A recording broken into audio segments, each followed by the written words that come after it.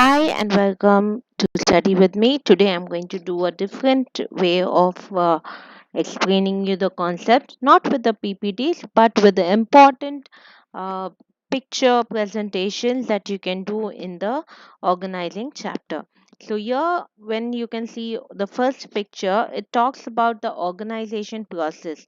But what is the meaning of organizing? Organizing, it is to provide people with everything and then see that they use it for the proper functioning or useful functioning, like you give the raw materials, machines, tools, capital, and the personnel. And what is the expectation of the person is to do the is to accomplish the organization objective. So we'll go here with the steps in the organization process. The first one is identifying and division of work. The second one, departmentation. The third one is assignment of duties. Then you have the establishing authority relationship. So, what is identification and division of work?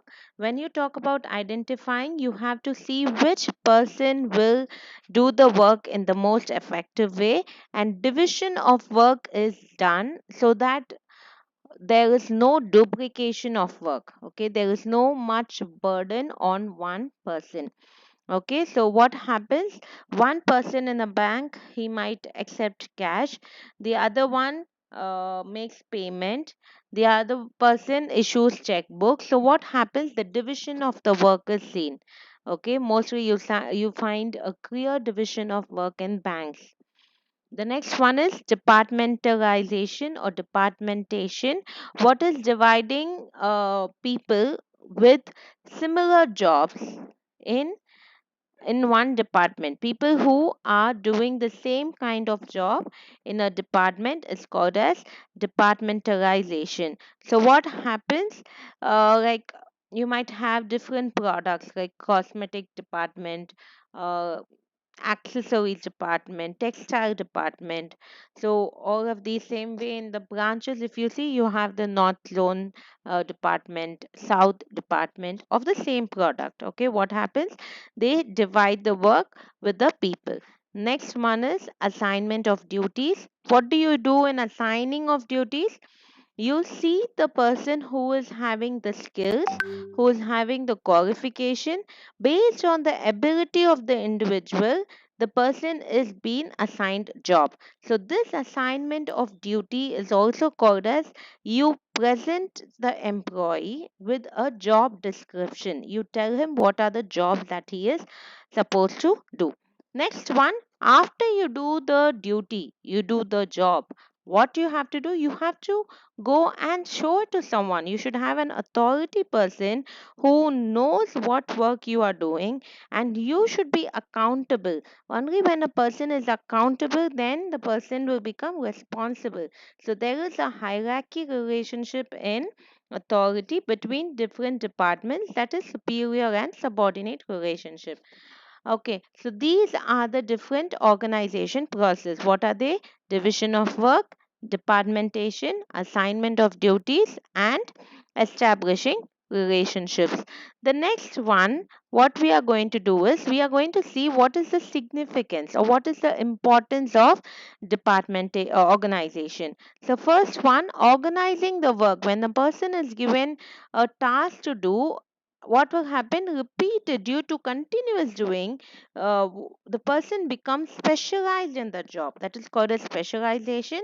Second one, clarity in working relationship. What happens in this? The manager tells in clear way, he gives an order, and he knows who is responsible to give back that work. So there is a clear identification of who is given the work and what is the work to be done and given, submitted to whom they have to communicate the information. The next one is optimum utilization of resources.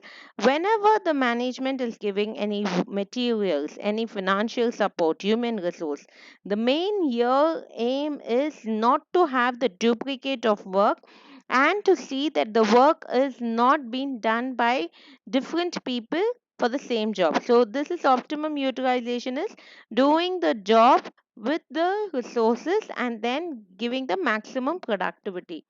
Adaptation to change. So what happens in adaptation to change?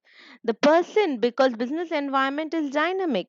So what the person should be, there should be a connection between the manager and the worker so that there is smooth transaction of work. Next comes effective administration. Administration is you make different departments where you have to do the same job or similar job. So what happens? How you know the administration is effective? Because you see people coordinating with different departments. That shows effective administration. Development of personnel. Development of personnel, what happens when person is doing the same job again and again, they become more specialized, they do it to their full potential, and they are more creative in work. Now this, what happens, it leads to expansion and growth of the enterprise. It develops and there are different departments. There is effective administration and there is expansion. If any challenges are coming, you know, people are there to help you out. The next one is the different, these are the different importance of organization. The next one which I would tell you is, so what is that we have learned? We have seen the organization process. And what are the things that comes in organization process?